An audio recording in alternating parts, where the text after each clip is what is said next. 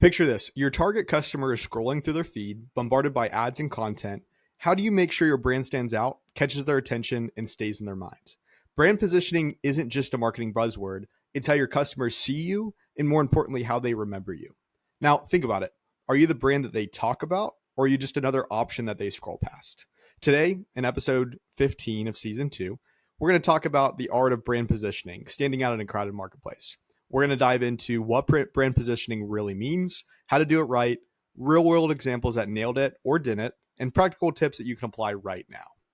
Now, as we always like to do, let's dive into what brand positioning actually is, right? So, as a definition of brand positioning, at its core, brand positioning is about carving out a unique space in your audience's mind.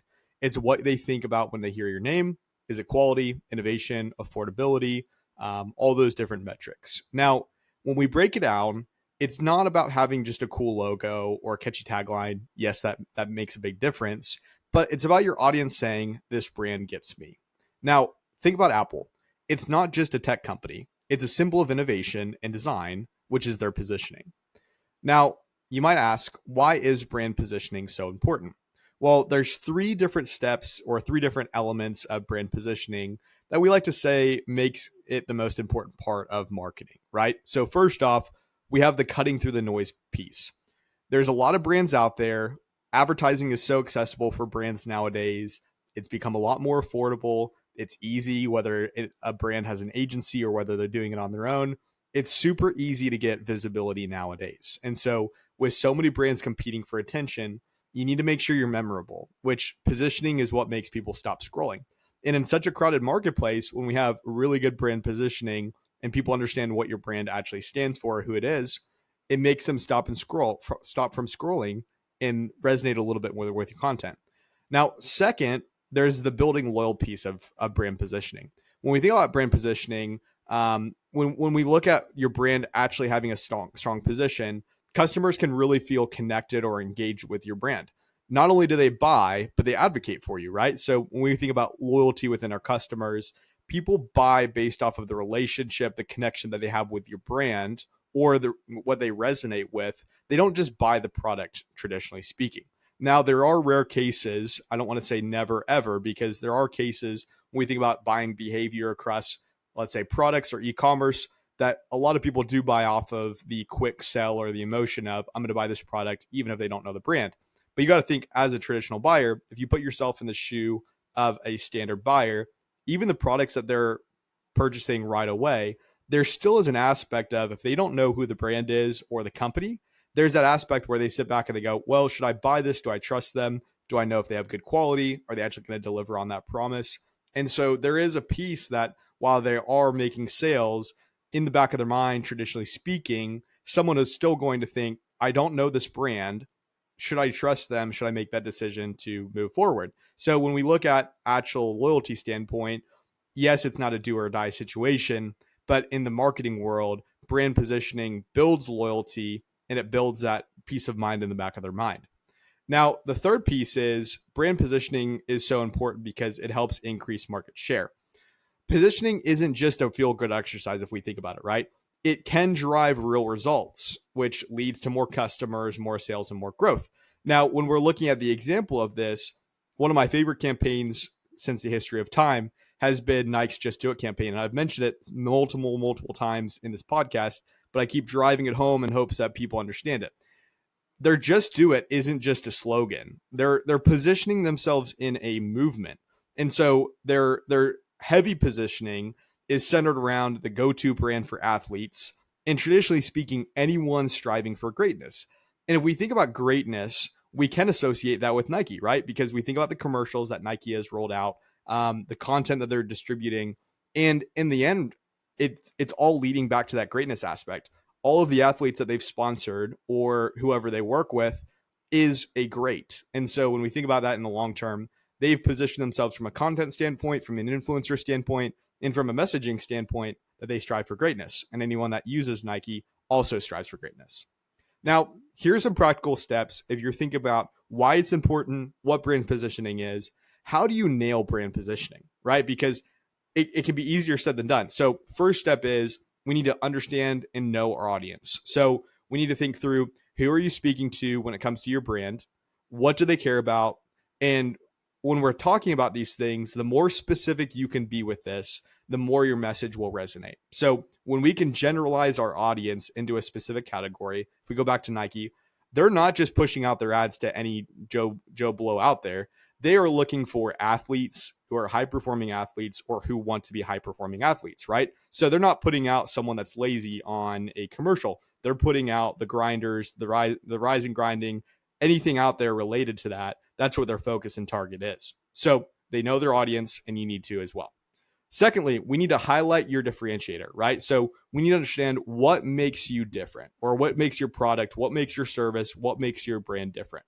Now, it could be everything from your mission, your approach, or your product, but it's important to make it crystal clear to your audience why you're different, what makes that better, and why they need to purchase your product, or how it makes their life a little bit easier, better, whatever that differentiator is. Make that stand out to your audience to actually understand what is the pro of buying your product or working with you. Now, third, the element of telling a story comes into play from a brand positioning standpoint, because you can resonate with your audience from a much deeper level by telling a story. In the grand scheme of things, when we think about marketing, per se, when we look at the great marketers, they're telling some sort of story that hooks the audience in and makes them buy. Now, people just don't buy products; they buy the stories, and we see this why how brands successfully share why their brand exists, what they stand for, what their long-term vision. It's all in the marketing side. And so when we look at the successful companies that are doing really well from a marketing perspective, they're telling the story. Now, think about this from the perspective of Sonic per se. When we're looking at the brand positioning that Sonic did several years ago, when they were trying to tell a story of certain families attending a drive-through and the memories that evoked from that, right? We're looking at the brand perspective of getting in the car, driving to the drive-in, having some sort of emotional connection. They're trying to portray that to their audience, that it's a meaningful experience. So when we look at advertising our brand or pushing into brand positioning for our brand, we need to make sure that we're actually telling a story that resonates with our audience. Now, the fourth piece that I think can be the most difficult when it comes to brand positioning is we need to stay consistent, right? So whether we're looking at ads, whether we're looking at website, social posts, email, really anything that a brand does from a marketing perspective, we need to make sure that both the messaging and the visuals both feel cohesive across all channels that we're pushing into. Because as we know, consistency builds trust. And at the end of the day, what we're trying to do is we're trying to tell a story. We're trying to highlight our differentiator. We're trying to know our audience so that we can stay consistent and build trust with our audience. Now, I don't know if you remember Warby Parker, but what they were known for is affordable glasses, stylish designs, and a social mission. Not only have they seen exponential growth, and I haven't looked at them recently whether that growth has continued, but they really became a mainline consumer product for quite some time. And they did it because their positioning helped them disrupt the eyewear market. What your traditional eyewear stores didn't do was they weren't telling a story.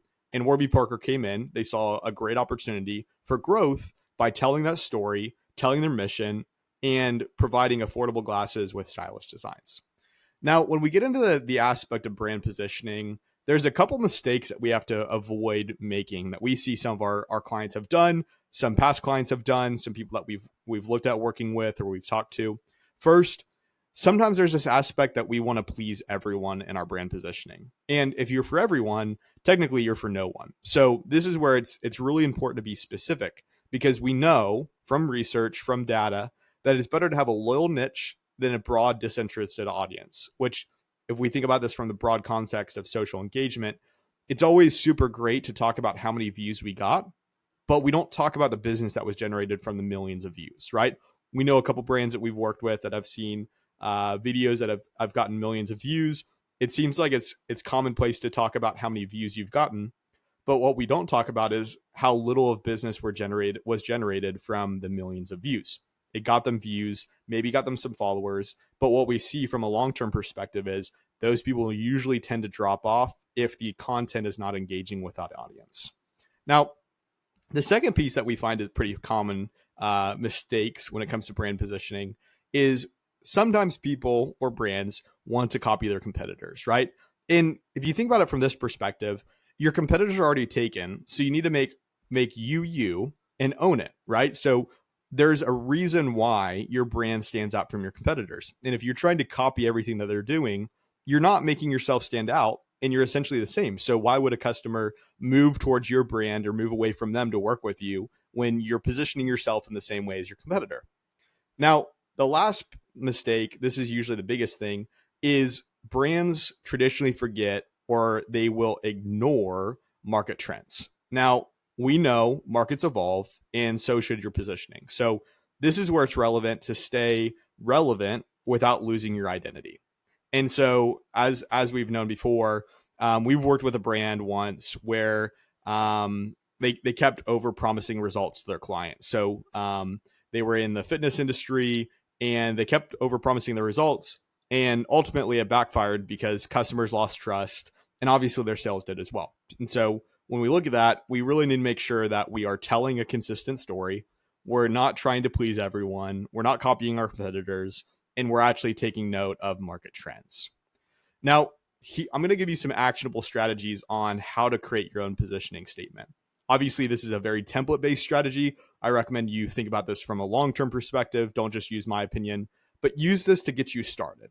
So, from a basic standpoint, you need to think about your brand in a nutshell. So, who are you for? What do you do? And why does it matter?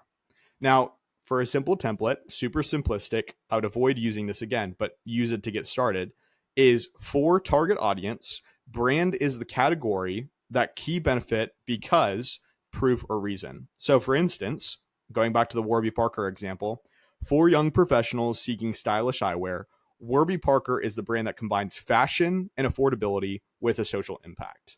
Again, super simple template to work off of. Highly recommend that you use it just as a starting point and go further and deeper into your positioning statement. So, as we think about it, positioning is your secret weapon in a crowded market. So, get clear on who you're for, what makes you unique, and how you can connect with your audience. And at the end of the day, it's not about being the loudest, it's about being the most you. That's how you're going to stand out. So, I'd ask you, what's your brand's unique position? Let me know in the comments. And if you found this helpful, hit subscribe for more insights. Thanks for tuning in to another episode of Club Conversations. Remember, your brand has a story. Make sure it's one worth telling.